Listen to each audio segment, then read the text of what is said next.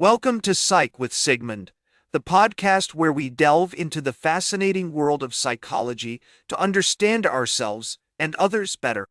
Today, we're going to explore separation anxiety, a concept that affects us all at some point in our lives.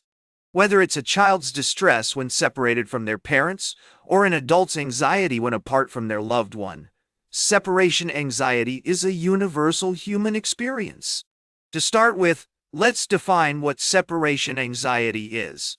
Simply put, it's the feeling of fear, worry, or unease that arises when we're separated from someone we care about.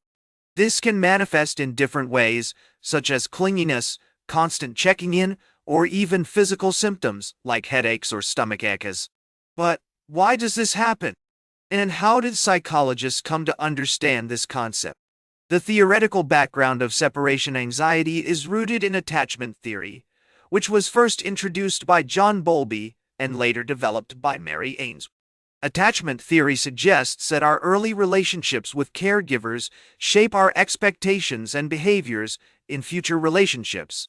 When we experience a secure attachment, we feel safe and supported, which enables us to explore and develop independence. On the other hand, insecure attachments can lead to anxiety and distress when separated from our loved ones. One of the key psychologists who contributed significantly to our understanding of separation anxiety is Donald Winnicott. He introduced the concept of the good enough mother, who provides a sense of security and comfort to her child, allowing them to develop a healthy attachment. Winnicott also emphasized the importance of the transition from dependence to independence, which is a critical aspect of overcoming separation anxiety. Research has shown that separation anxiety is closely linked to our brain's stress response system.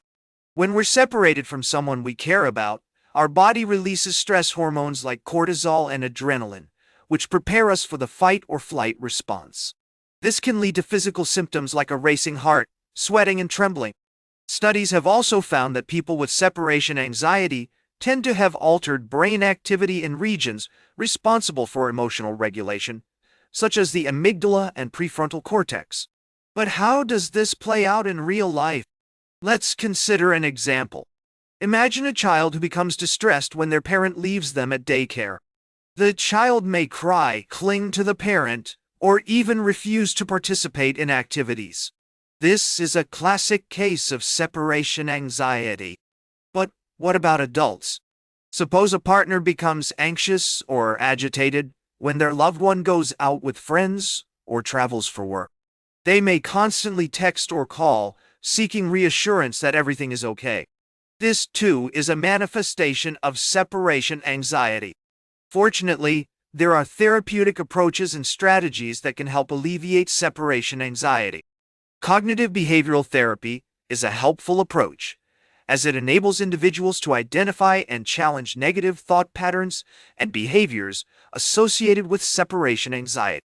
Mindfulness techniques, such as meditation or deep breathing, can also reduce anxiety by promoting relaxation and increasing feelings of calm.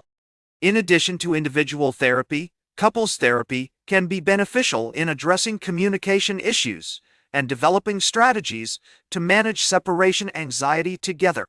For instance, a couple may work on establishing a regular check-in routine, practicing empathy and understanding, and building trust through open and honest communication. Self-help strategies can also make a significant difference. Engaging in regular exercise, maintaining a healthy sleep routine, and practicing relaxation techniques like progressive muscle relaxation or visualization can all help reduce separation anxiety symptoms.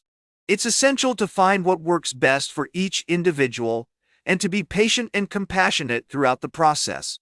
As we conclude our exploration of separation anxiety, it's essential to remember that this concept is not just a personal issue, but also a relational one. By understanding and addressing separation anxiety, we can build stronger, more resilient relationships and cultivate greater emotional well-being. As the renowned psychologist Carl Rogers once said, "The very process of conception and birth sets us on a path of separation, and our whole life is a struggle to come to terms with this fundamental fact. That's all for today's Psych with Sigmund. Remember to like, share, and subscribe, and until next time, may your ego find balance between pleasure and reality.